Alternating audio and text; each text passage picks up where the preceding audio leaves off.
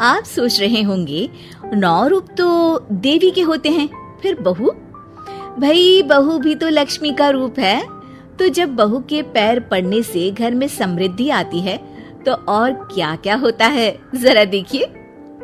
रामलाल और श्यामलाल 2 भाई थे। दोनों बड़े ही प्यार से साथ ही एक ही घर में रहते, लेकिन दोनों की बीवियों का रवैया एक दूसरे के लिए बिल्कुल ठीक नहीं था। एक दिन रामलाल की बीवी कहती है, अरे रमा, ये क्या कर दिया? सारा कचरा पूरे घर में फैला दिया। माफ करना दीदी, मैंने रखा तो एक ही जगह था, लेकिन हवा इतनी तेज चली कि उड़ गया। अभी उठा देती हूँ। हाँ हाँ जल्दी करो। और एक बात, अब भाई साहब से बोल देना कि 2 रसोई कर ले। पता तो है मेरा बेटा सोहन बड़ा हो गया है, अब लड़की वाले भी आने लगे हैं, तो उसकी शादी हो ही जाएगी इस साल। हाँ हाँ दीदी, मेरा बेटा विहान भी तो बड़ा हो गया है और उसकी भी तो शादी होनी है। ठीक कहती हैं आप। अब हम ऊपर वाले तल्ले पर शिफ्ट हो जाएंगे। मैं विहान के पापा से बात कर लेती हूँ। बात नहीं करना, शिफ्ट होना है, क्योंकि मैं अब साथ नहीं रह सकती। हाँ हाँ दीदी, ठीक है ना। फिर क्या, हो जाते हैं एक घर के एक परिवार के 2 टुकड़े और 2 रसोई, दोनों के बेटों की शादी। और फिर शुरू होती है कहानी। अरे मेरी बहू तो ढेर सारा दहेज लाई है। ये देखो, बड़ा टीवी, एसी, कार और गहने भी। दीदी ये तो बहुत अच्छा है, लेकिन है कहाँ आपकी बहू? अब वो सो रही है, थोड़ी रिजर्व टाइप की है ना, अपने ही कमरे में रहती है और ज्यादा बात भी नहीं करती। तभी रमा की बहू की आवाज आती है, माँ कहाँ है आप? जल्दी आइए, नाश्ता ठंडा हो रहा है और मुझे भी भूख लग रही है। आ रही हूँ बेटा, रुक। दीदी चलूं क्या? ये लड़की मेरे साथ ही बैठकर खाती है, वैसे भी भूख लगाई है। ये बोलकर वो चली जाती है। तभी श्यामा की बहू बाहर आती है और बाहर की ओर जाने लगती है। अरे बहू, कहीं जा रही हो क्या? क्या है माँ जी, बिना बात के ठोका मत करो। जा रही हूँ मैं। वैसे भी मेरे पापा ने कार घर में रखने को तो नहीं दी है ना। अरे नहीं नहीं बेटा, बिल्कुल बिल्कुल, घूमो घूमो। मैं तो कहती हूँ मुझे भी साथ लेकर जाया करो, साथ ही घुमा करेंगे। अरे नहीं नहीं, मैं आपके साथ बिल्कुल भी कंफर्टेबल नहीं हूँ। वैसे भी मैं शॉपिंग में जा रही हूँ, कहाँ आपको टांगती फिरूंगी। ये बोलकर श्यामा की बहू निकल जाती है। तभी उसके कान में ऊपर वाले तल्ले से हंसने की आवाज आती है। और ये कौन इतनी जोर जोर से हंस रहा है? ऊपर जाती है, जहाँ वो देखती है कि रमा और उसकी बहू साथ बैठकर बातें कर रही होती हैं। फिर तो मम्मी जी इतना मजा आया कि मैं क्या बताऊं। हाँ हाँ बहू, सुनने में ही हंसी नहीं रुक रही। तू तो वहाँ मौजूद थी। तभी दोनों की नजर श्यामा पर पड़ती है। अरे ताई जी आइए ना, आइए।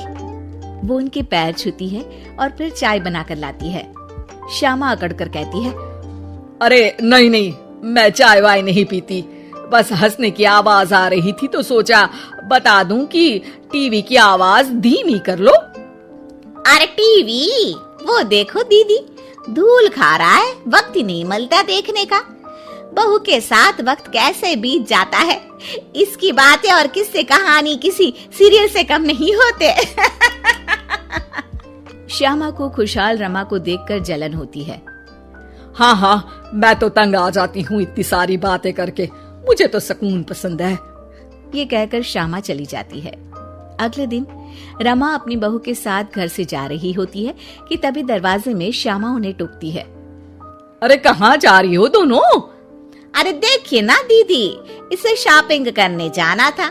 मैंने कहा अकेली चली जा, तो कहने लगी मम्मी जी आप घर में अकेले बोर हो जाओगे ना, आप भी चलो हमारे साथ। अरे अब इस उम्र में तू कहाँ घूमेगी? अब देखते हैं दीदी, जहाँ ये लड़की घुमा दे।